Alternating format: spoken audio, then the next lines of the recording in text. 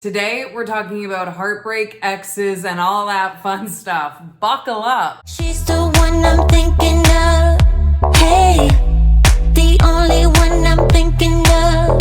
Hey, she's everything I'm dreaming of.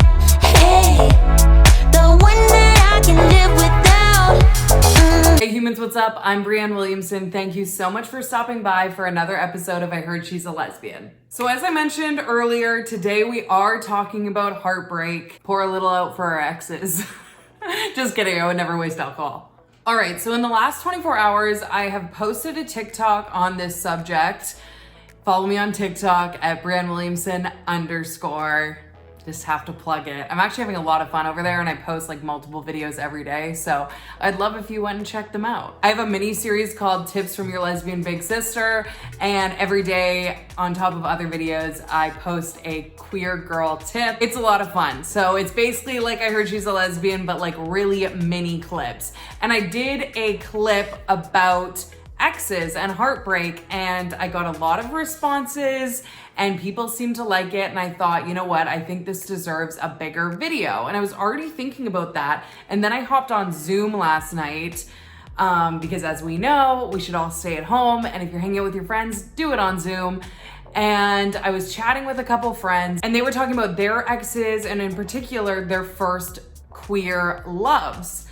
And it got me thinking about how for a queer person, your first love is a little bit different. And I think in a lot of ways, our heartbreak, we feel it a lot more. And there's a few reasons for that. So as an LGBTQ plus individual, your first love is not only your first love in the sense that a heterosexual individual would have a first love. It's also the first person that you get to love authentically as yourself in a way that's not heteronormative, feels completely against the grain. And oftentimes there's a lot of hurdles that you have to jump over even to be able to get to the place where you can be with this person or be in love with this person. Whether that's coming to terms with your identity, trusting this person enough to come out to them, maybe coming out to other people in your life, whether that's friends or family, so that you can date this person. And bottom line, this is often the first person that you get to be your completely authentic self with. In my case, with my first love, I was saying for the first time, I am a lesbian. That was terrifying.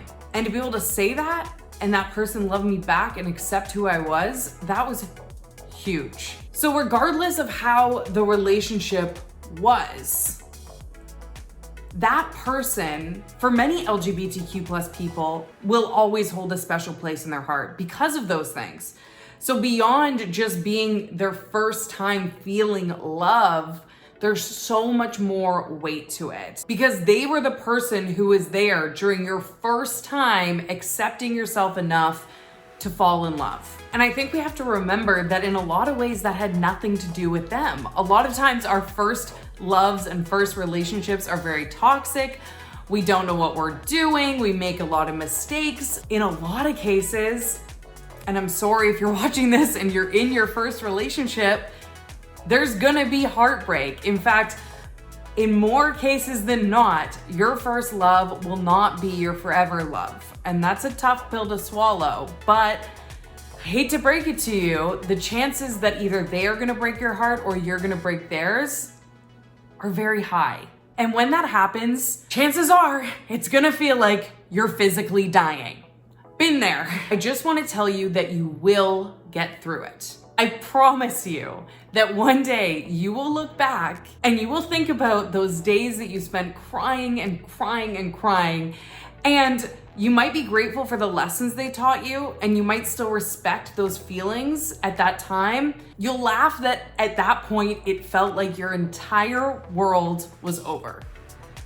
That you might as well just pack up the bags on life and head out because it was never, ever going to beat that first love. But with that said, do not be too hard on yourself if you still hold a special place in your heart for that first love, because as a queer individual, that first love is a big, big, big deal. It's breaking through so many barriers. But do remind yourself that a lot of times, as time goes on, as years pass, we as individuals tend to put memories on pedestals and people on pedestals because you want to remember that first love is magical, because in a lot of ways it was.